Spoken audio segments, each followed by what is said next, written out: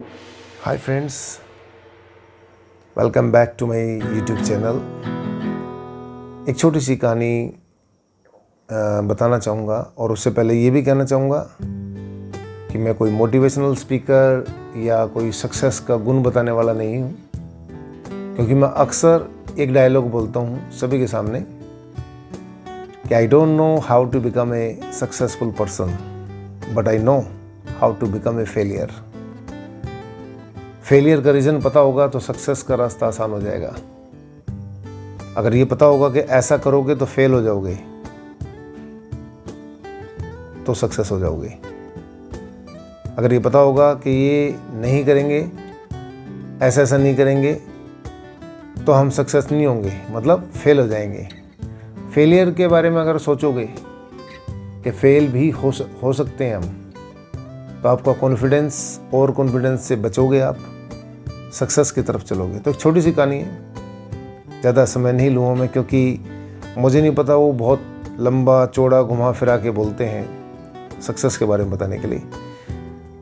लेकिन एक चीज़ में हमेशा, जो मैंने नहीं किया लेकिन मैं चाहूँगा कि जो भी यंगस्टर्स हैं, आने वाले जो भी चैम्पियंस हैं, जो हो सकते हैं लेकिन छोटी सी कमज़ोरी की वजह से, छोटी सी वीकनेस की वजह से वो चैम्पियन शायद बन नहीं पाएंगे मेरी तरह, जैसे मैं चैम्पियन नहीं बन पाया।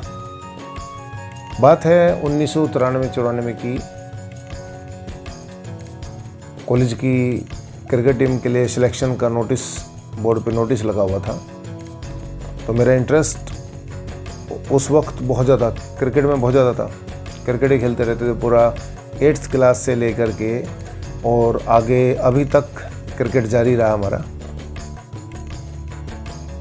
लेकिन एक national Lakshmibai national school of physical education LNCPE, वहाँ के लिए मैं तैयारी कर रहा था। तो वहाँ किसी ने बताया कि अगर बास्केटबॉल खेलोगे तो आपकी हाइट अच्छी है, सिलेक्शन आसान होगा, तो कुछ दिन बास्केटबॉल खेलो और बास्केटबॉल खेल के आपका रास्ता आसान हो जाएगा, एंट्री और एडमिशन जो होगा LNCP में आसानी से हो जाएगा। तो बास्केटबॉल मैंने शुरू किया हुआ था, लेकिन इंटरेस्ट मेरा क्रिकेट में था। अब मैं स्टेडियम थोड़ा सा वक्त से पहले चला जाता था, जब हमारे बास्केटबॉल की प्रैक्टिस शुरू होती थी उससे थोड़ा सा पहले। और जो क्रिकेट का नेट होता था, जहाँ नेट प्रैक्टिस करते थे सभी क्रिकेटर्स, वहाँ जाके बैठ जाता, उनको देखता रहता था। उसी दौरान ये फर्स्ट ईयर में था, जब मैं फर्स्ट ईयर में मैंने देखा कि नोटिस बोर्ड पे नोटिस लगा हुआ था क्रिकेट ट्रायल का, कि क्रिकेट टीम के लिए सिलेक्शन होना है, जो भी क्रिकेटर हैं वो ट्रायल दे सकते हैं, बॉलर, बैट्समैन, फील्डर, कीपर, जो भी है। तो मेरे साथी जो बास्केटबॉल खेलते थे उनसे मैंने बोला, यार ट्रायल तो मुझे भी देना है। तो वो बोला, ठीक है मैं भी दूंगा, तुम भी दे देना। अब अगले दिन ट्रायल था। हमारे पास शूज़ वगैरह, स्पाइक्स वगैरह ऐसा तो कुछ नहीं होता था गांव में, कहाँ स्पाइक्स, वहाँ सिंपल जो स्पोर्ट शूज़ होते थे बड़े भाई के, वो पहन लिए, ठीक है, ऐसे ही होता था सच में। तो ट्रायल हुआ, मैंने पहला बॉल डाला।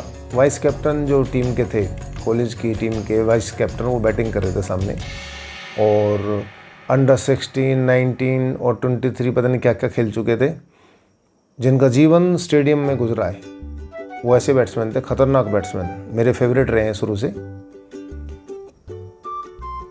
मैंने पहला बॉल डाला, क्योंकि दिमाग तो था नहीं। मेरे बड़े भाई राजकुमार कौशिक अक्सर कहा करते थे कि तेरी स्पीड और मेरा दिमाग अगर मिल जाए तो वर्ल्ड में किसी को भी चैलेंज कर सकता हूँ मैं बॉलिंग में, मेरे सामने कोई नहीं टिक पाएगा। तो वो कहते थे कि तू जैसे श्रीनाथ फेंकता स्पीड से फेंकता है, दिमाग नहीं लगाता। अब वहाँ गांव का क्रिकेटर जो सिर्फ स्पीड के ऊपर ध्यान देता था, लोगों को तोड़ने पे ध्यान देता था अपनी स्पीड से, उसके सामने ग्रीन मैट के ऊपर बॉल फेंकने का मौका मिले तो स्पीड मैट पे वैसे ही ज़्यादा हो जाती है, बाउंस भी ज़्यादा मिलता है, स्पीड भी ज़्यादा मिलती है। पहला बॉल डाला, कोर्ट बिहाइंड, दूसरा बॉल डाला, कोर्ट बिहाइंड, तीसरा बॉल डाला, कोर्ट बिहाइंड। पहले 3 बॉल पे 3 बार कोर्ट बिहाइंड मेरे को हटा दिया गया, साइड में कर दिया। उसके बाद बाकी बॉलर्स डाल रहे थे, लगातार बैट्समैन आ रहे थे, बॉलर आ रहे थे। थोड़ी देर में वहाँ खड़ा रहा। दीवारों पे चारों तरफ, सीढ़ियों पे जो कॉलेज के स्टूडेंट्स थे वो बैठे हुए थे। मैं घूमता हुआ जहाँ डीपी सर बैठे हुए थे, जो सबका नाम लिख रहे थे कि ये बॉलर है, इसने बॉलिंग का ट्रायल दिया, अच्छा रहा, बुरा रहा, जो भी है, सबका नाम लिखा जा रहा था। तो मैं घूमता हुआ उनके पास गया। तो मैंने उनसे पूछा, सर ये सिलेक्शन की लिस्ट कब टिकेगी? तो वहाँ पे कुछ लड़के जो कॉलेज के बैठे हुए थे, गांव के थे, बोले भैया तू चिंता मत कर, तेरा सिलेक्शन तो पहले ही 2-3 बॉलों पे हो गया था, तू तो जा अपनी तैयारी कर आगे। मैंने डीपी सर की तरफ देखा तो वो स्माइल करने लगे, बोला वो ठीक है बता देंगे तेरे को। मैं आ गया। उसके बाद हमारे अभी तक जिनका हम चरण छूते हैं, जिनके हम सम्मान करते हैं, बहुत मंसूर भाई साहब कैप्टन थे। तो एक ट्रायल मैच मैंने उसमें भी बहुत अच्छा बॉल डाला और उसके बाद उन्होंने मुझे पकड़ा, मंसूर भाई साहब ने, बोले ऐसा है बास्केटबॉल खेलता है स्टेडियम में? मगर सर वो तो मैं LNCP के लिए ट्राई कर रहा था इसलिए खेल रहा हूँ, मेरा इंटरेस्ट तो क्रिकेट में ही है। बोला नहीं, अगर आगे तेरा फ्यूचर अच्छा है वहाँ पे बास्केटबॉल में तो देख ले, नहीं तो यहाँ तो तेरे को मैं यूनिवर्सिटी खिलाऊँगा, ये मेरा चैलेंज है। नहीं भाई साहब, मैं बोला नहीं भाई साहब मैं बास्केटबॉल छोड़ दूँगा, मेरे को कोई इंटरेस्ट नहीं है, मैं तो क्रिकेट में इंटरेस्ट है शुरू से मेरा। बोला चल ठीक है, कमर कस ले तू और प्रैक्टिस करा कर ढंग से। उसी दौरान एक हमारे फ्रेंड थे सुरेंद्र, उन्होंने बताया कि यार पेस एकेडमी का ट्रायल है फिरोजशाह कोटला, चलेगा? क्या होता है वहाँ पे? उसने बताया कि वहाँ पे जो भी 1 या 2 बॉलर सेलेक्ट होंगे उनको तैयार किया जाएगा, उनकी बॉलिंग के लिए, उनको उनकी स्पीड के लिए अच्छे से तैयार किया जाएगा ताकि वो आगे अच्छा खेल सके इंडिया के लिए, स्टेट के लिए, और आगे नेशनल इंटरनेशनल कंपटीशन खेल सके। तो मकसद ठीक है यार चलेंगे। अब मेरे पास जो कॉलेज की टीम में जूते मिलते थे, शूज़ मिलते थे, गिट्टी वाले होते थे, स्टड वाले जिसको हम बोलते हैं, 200-250 रुपये के जूते आते थे उस वक्त। और कॉलेज की तरफ से ही एक लोअर मिला था क्रिकेट का, वो भी ऐसे ही 200-250 रुपये का ही। तो हम सुबह बस में चल दिए, पहुंच गए वहाँ पर। अब फिरोजशाह कोटला में कदम एक गांव का प्लेयर जब रखता है तो कैसा महसूस होता है, जैसे कोई गांव का स्ट्रगलर मुंबई जाके हीरो बनने के लिए गया हो और वो उसको सीधा जो है सुभाष घाई मिल जाए। फिरोजशाह कोटला में सीधा जाते ही काफ़ी सारे बॉलर आए हुए थे वहाँ पे। थोड़ी देर के बाद इंतज़ार करने के बाद हमने अपना नाम बता दिया। जो फ़ीस थी 100-150 रुपये फ़ीस थी शायद, वो जमा कराई और इंतज़ार करने लगे। हम भी सभी इंतज़ार कर रहे थे, हम भी करने लगे। अब थोड़ी देर के बाद 2 इंटरनेशनल प्लेयर हमारे इंडिया के लिए जो खेल चुके थे, वो अपना किटबैग निक्कर और टी-शर्ट में किटबैग टाक के आ रहे हैं। और उनको देख के तो और भी ज़्यादा, उनको इतने बड़े प्लेयर को नज़दीक से देखने का मतलब एक अलग ही मज़ा रहता है। तो सभी को लाइन अप करा दिया गया। लाइन अप करा के और कुछ लोगों को एक लेफ़्ट साइड में कर दिया, कुछ लोगों को राइट साइड में कर दिया। एक एक करके बताते रहे, आप इधर आ जाओ, आप इधर आ जाओ। जो राइट में किए थे वो बॉलर थे जो उन इंटरनेशनल प्लेयर्स को के सामने बॉल डालते, क्योंकि वो पैड करके आगे थे। और जो राइट साइड में उन्होंने किए थे वो थे जो उनको बॉल डालते उनके लिए।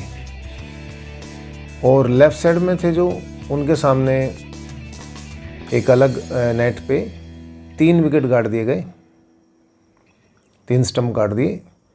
कोई बैट्समैन नहीं, कोई चेक करने वाला नहीं। उनको बोल दिया गया कि आप इस पे बॉल फेंको। अब कुछ बॉलर थे जिनको बोल दिया कि भाई आप इस पे कोई बैट्समैन नहीं होगा, इस पे आप डालो। मैं लेफ़्ट वाले में था। मन तो बहुत दुख रहा था, क्योंकि कोई भी बॉलर होता है या कोई भी अच्छा बॉलर होगा या मतलब जिसको कॉन्फिडेंस होगा खुद के ऊपर, उसकी तमन्ना होगी कि कितना ही बड़ा बैट्समैन आ जाए, दुनिया का सबसे बड़ा बैट्समैन भी आ जाए, तो एक बॉल तो कम से कम डालने का मौका मिले मुझे, एक ओवर मिले ना मिले, एक बॉल तो डाल लूँ कम से कम उसके सामने। तो बड़ी तमन्ना थी कि यार ये इंटरनेशनल प्लेयर, इनके सामने देखें कैसा लगता है, मेरी बॉल पे कैसा मारेंगे, हो सकता है मैं इनको आउट कर दूं। एक अलग ही भरोसा था, मतलब वो दौर था कि अगर सचिन तेंदुलकर भी सामने खड़ा हो तो इतना भरोसा था कि मैं उसको आउट कर सकता हूँ, मैं उसको आउट कर सकता हूँ, इतनी स्पीड और इतना कॉन्फिडेंस था। लेकिन उस दिन हिम्मत नहीं हुई यार। गांव की बैकग्राउंड से भोला भाला सा इंसान कैसे इंटरनेशनल प्लेयर को, दिल्ली के शहर में रहने वाले और इंटरनेशनल प्लेयर को कैसे चैलेंज कर देता, कैसे बोल देता। मैं बोलने की हिम्मत नहीं हुई बस। और शायद हो सकता है भगवान ने भी यही लिखा हुआ था, जैसे वो कहते हैं खुल जा सिम सिम, तो बोलने से दरवाज़ा खुल जाता था। हो सकता है कि उस वक्त अगर मैं बोलता तो मेरी किस्मत का भी ताला खुल जाता, मैं भी शायद कहीं आगे अच्छी जगह खेल रहा होता, अच्छा सिलेक्शन होता, कहीं देश के लिए भी खेलने का मौका मिल सकता था। लेकिन बोला ही नहीं गया यार। वो गांव के बैकग्राउंड के साथ, अपने भोलेपन के साथ चुप रहा, खाली बिना बैट्समैन वाली विकेट पे बॉल डालता रहा। और एक ओवर मिला था शायद, वो डाल करके वापस बिना लिस्ट लगे, बिना लिस्ट देखे, बिना रिजल्ट के, तो दोस्त बोला यार वो तो देख लेते हैं, रिजल्ट देख लेते हैं। मैं बोला रिजल्ट तो इन्होंने खुद ही बता दिया, हमारी औकात बता करके, रिजल्ट देखने की ज़रूरत नहीं है दोस्त, सिलेक्शन जिसका होना था हो चुका। बड़ा रोष था, बड़ा दिल में बड़ा बोझ था। और ये वीडियो रिकॉर्ड करने का रीज़न भी यही है कि जो गलती हम करते हैं, हम चाहते हैं कि हमारा अपना कोई और लायक डिज़र्विंग कैंडिडेट, कोई किसी के साथ भी ऐसा ना हो। तो मैं दोस्तों यही बताना चाहूँगा, यही कहना चाहूँगा, मेरी रिक्वेस्ट है सभी से, यंगस्टर्स से खासकर। वैसे तो आज का यंगस्टर जो है वो इतना दबने वाला नहीं होता, लेकिन फिर भी संस्कार, भोलापन, शराफत, घर की बैकग्राउंड, घर के संस्कार वो मजबूर कर देते हैं ना बोलने पे कि नहीं यार हमारे तो ऐसे संस्कार है ही नहीं। लेकिन ये खुल जा सिम सिम वाला जो सिस्टम है ना, किस्मत उसी की खुलती है जो बोलता है, सही के लिए बोलता है, जो गलत के लिए नहीं। ये कि भाई हाँ नहीं सिफारिश से मेरा सिलेक्शन करा, तो ऐसा नहीं। सही हो तो आवाज़ उठाओ। ज़िंदगी में कभी भी, ज़िंदगी का कोई भी पहलू हो, स्पोर्ट्स, एजुकेशन, आपकी कोई भी कला, आपका कोई भी हुनर, उसको दबने मत दो। जो भी दिया है भगवान ने, ज़िंदगी तो एक बार मिली है यार। अब मैं रोता रहूँ, पीटता रहूँ, सर पीटता रहूँ कि यार मेरे साथ, फिर हम यही कहते हैं लास्ट में, नहीं यार शायद भगवान ने तो ये लिख रखा था, शायद हमारी किस्मत में भगवान ने यही लिख रखा था। लेकिन भगवान ने हो सकता है ये भी लिख रखा हो कि अगर हम आवाज़ उठाते उस दिन, अगर मैं उस दिन उनको चैलेंज कर देता, उनको ये बोल देता कि सर मैं खाली विकेट पे बॉल नहीं डालूँगा, आपको बॉल डालूँगा, आपके सामने बॉल डालूँगा, मैं मेरी बॉल पे 6 मार के दिखाओ। हो सकता है कि वो यही टेस्ट कर रहे हो, क्योंकि जो जुझारू होगा, जो कॉन्फिडेंट होगा, जो बॉलर, वो उनको चैलेंज कर सकता है। हो सकता है अगर मैं उस दिन ये बोल देता तो किस्मत पलटा मार जाती, खुल जा सिम सिम बोल देता तो हो सकता है किस्मत का ताला खुल जाता। इसलिए ज़िंदगी के किसी भी स्टेज पर, किसी भी कंडीशन में जब ऐसी कोई सिचुएशन आए तो आवाज़ उठाओ, हिम्मत करो। उस वक्त भी मैं नहीं खेला इंटरनेशनल, नेशनल, कहीं भी मेरा सिलेक्शन नहीं हुआ, मान लो, आज भी तो नहीं खेला, अभी तक भी तो नहीं खेला। बोल देता तो हो सकता है खेल लेता, ज़्यादा से ज़्यादा क्या हो जाता, वो मेरी 6 बॉल पे 6 6 मार देते। एक सेटिस्फेक्शन तो रहता ना लाइफ के अंदर। ये तो हो जाता कि हाँ यार मैं क्रिकेट के लिए नहीं बना, मैं तो किसी और चीज़ के लिए बना हूँ।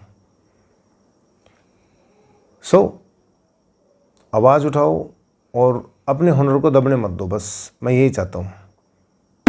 खुल जा सिम सिम बोलोगे तो किस्मत खोलेगी।